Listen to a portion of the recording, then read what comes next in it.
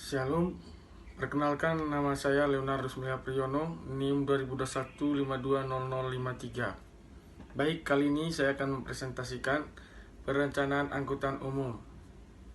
Langsung saja yang pertama yaitu kinerja angkutan umum. Pengertian kinerja operasional, suatu angka yang menunjukkan besarnya penggunaan tempat yang tersedia dalam suatu moda terhadap kapasitas angkutan moda tersebut, atau perbandingan antara jumlah penumpang yang diangkut dalam moda terhadap suatu kapasitas tempat duduk penumpang yang tersedia dalam moda tersebut.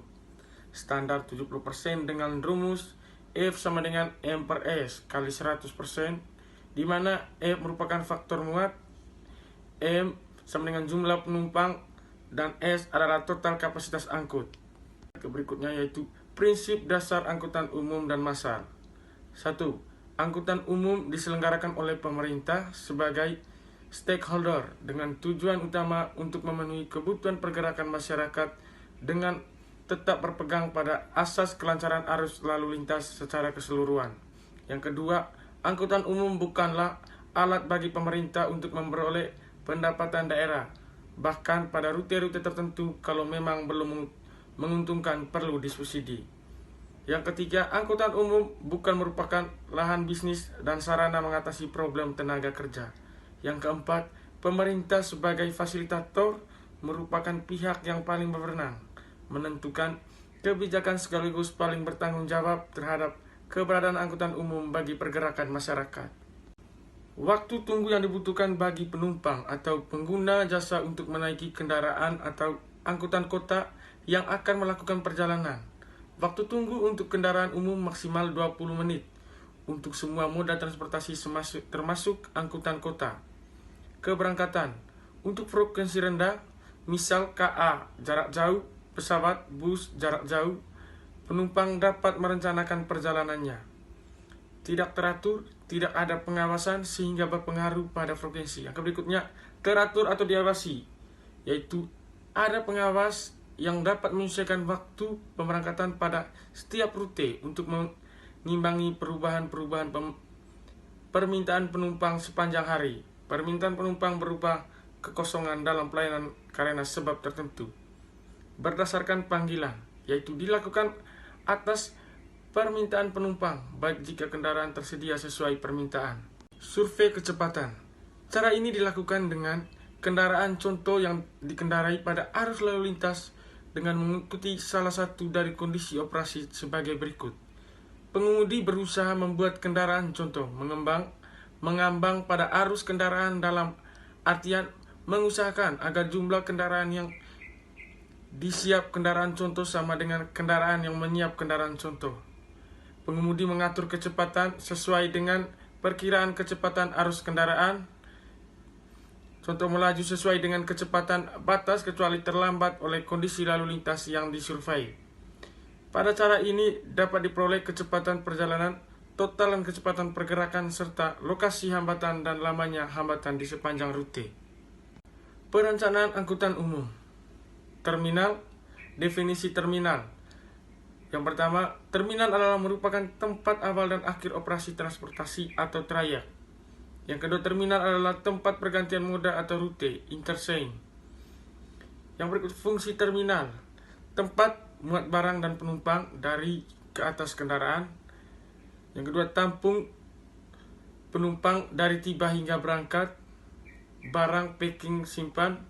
Yang terakhir, collect atau mengumpulkan barang dan penumpang dalam ukuran yang ekonomis.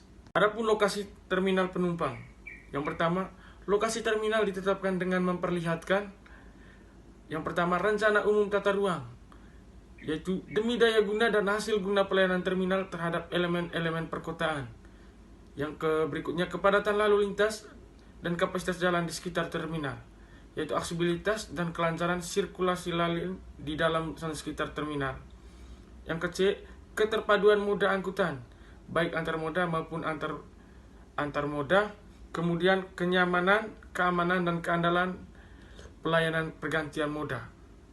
Yang kedua, kondisi topografi lokasi terminal.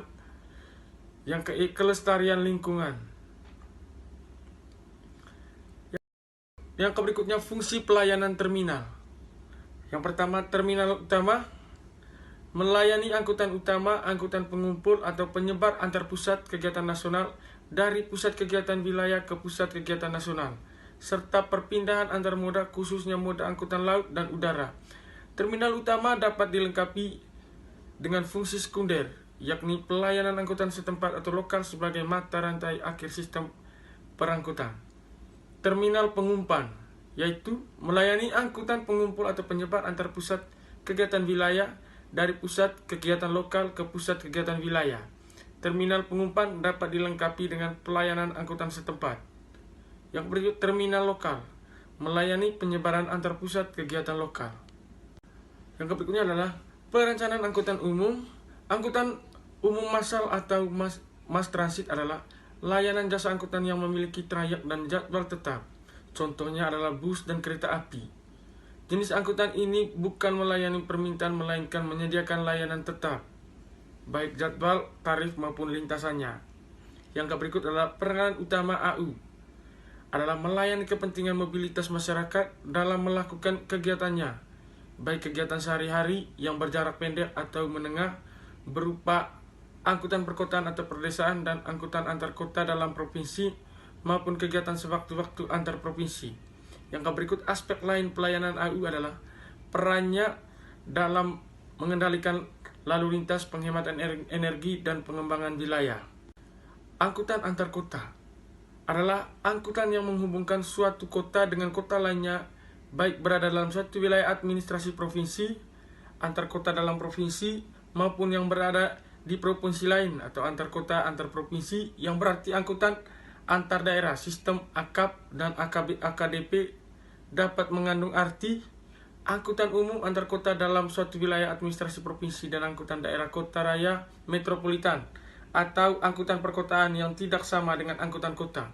Yang berikutnya, angkutan perkotaan membentuk jaringan pelayanan antar kota yang berada dalam daerah kota raya metropolis dan tidak terikat pada batas wilayah administrasi kota atau daerah, sedangkan angkutan kota adalah angkutan wilayah administrasi kota.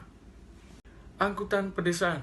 Angkutan pedesaan adalah pelayanan angkutan penumpang yang ditetapkan dan melayani trayek dari dan ke terminal tipe C. Ciri utama lain yang membedakan angkutan pedesaan dengan lainnya adalah pelayanan lambat tetapi jarak pelayanan tidak ditentukan. Ciri pelayanan lambat juga memiliki pula oleh trayek ranting di kota, di samping pelayanan jarak pendek dalam kawasan permukiman. Dengan ciri-ciri tersebut, maka yang disebut angkutan pedesaan adalah angkutan penumpang dengan kendaraan umum selain angkutan perkotaan yang melayani terminal tipe C. Definisi ini agak berbeda dengan pengertian rural transport, yaitu angkutan yang melayani daerah pinggiran, desa atau remote rural areas yang pendudukannya sangat sedikit. Baik, mungkin itu saja presentasi singkat dari saya. Sekian dan terima kasih.